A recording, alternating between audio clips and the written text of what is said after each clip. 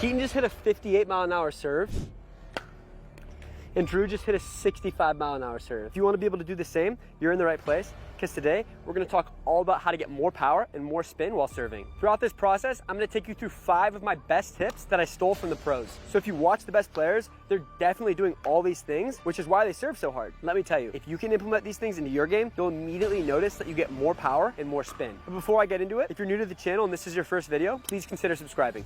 We release a new video just like this every single week, and we always cover topics that will actually help you win more games. Before we get into our main tips though, let's talk about what an advanced serve looks like. So an advanced serve comes from the whole body, not just the arm. So when we watch Keaton hit an advanced serve, you'll notice that there's rotation from his upper body, from his hips, and that carries into his arm, which is why he gets so much power. You'll also notice that when he hits the serve, he's hitting it off to the side of his body. So I'm gonna show you exactly where you wanna make contact with your serve later, but no, a beginner serve or a low-level player generally is hitting a serve more like this, closer to their body, where they're using a little bit too much arm. So there I'm really arming it, and I can still get a decent amount of power, but if you want to get to that 50, 60 mile an hour range, you really need to be using your whole body strength to get there. So today, all my tips are going to be geared to take you from this serve to this serve. And I guarantee you at least one of these things is going to help you big time. The first tip is that to get the most power, you need to hit the ball in the right zone. So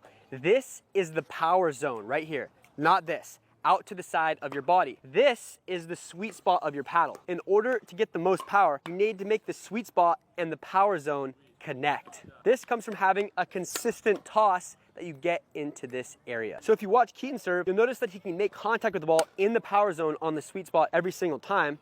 And the reason that he can do that is because his toss is consistent.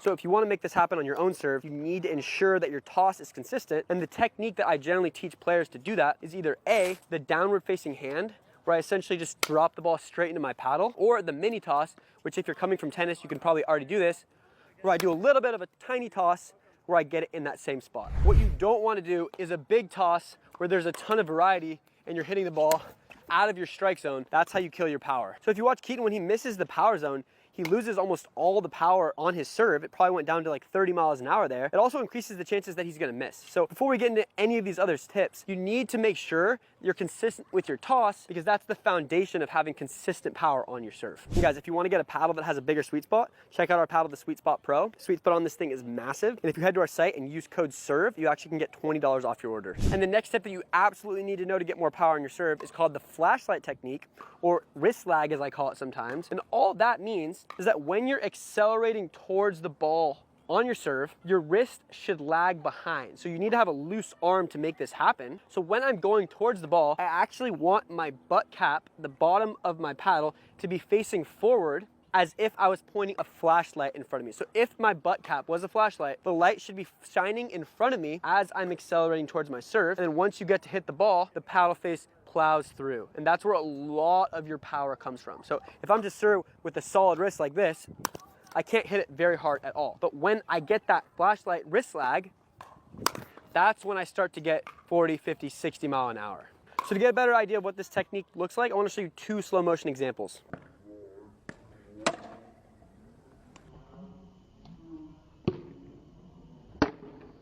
So to recap, you want to get that butt cap forward when your paddle starts to move forward. So if you're doing a loop, you don't need to have that position until you get into your acceleration slot, which essentially means where you start your swing's forward momentum from. So for most players, it's about right here.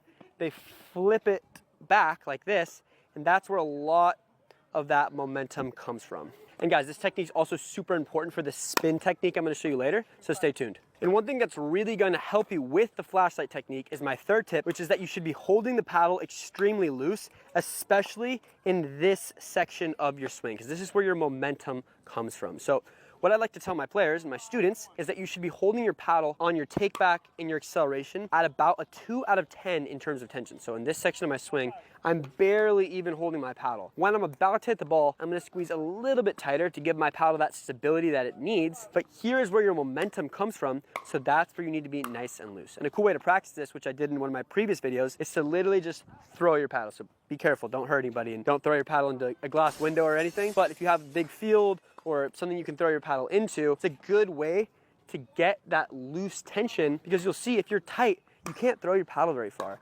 and you cannot hit the ball very hard. So this section of the swing really needs to be nice and loose, and then give it that little extra squeeze right when you're about to hit the ball. That's how you get the most possible power. And the next thing that you really need to know to get more power has to do with rotation. So I want you to think for a second. Imagine you're a soccer goalie or a discus thrower, and you need to throw your object as far as you possibly can. You're gonna take a huge backswing and use the rotation of your body to get it to go as far as you possibly can. You're not gonna arm it like this. You could throw something way farther if you get your body weight into it and your rotation into it. So there's two ways to think about this on an actual serve. One, and the more common version for rec level players, is closed stance, where I'm sideways to the court. Here, I turn my shoulders back a little bit and I get my hips to lead my rotation through the ball. So a closed stance serve, I can get a good amount of rotation, and I sort of do a golf swing type footwork with my back foot. The other version, which is more popular amongst pro players, is open stance, where I'm starting more open to the court and I lunge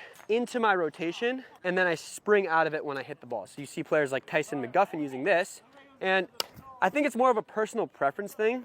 I think if you can get the open stance down, you can maybe get a little bit more power, but the main thing is that you're consistent with it. So I'd try both to see what you like more. Odds are you're probably gonna prefer this stance, but give open stance a shot too and see if you like it. Now though, I wanna show you a quick slow motion example of each technique. So here's closed stance, and here's an example of what open stance looks like.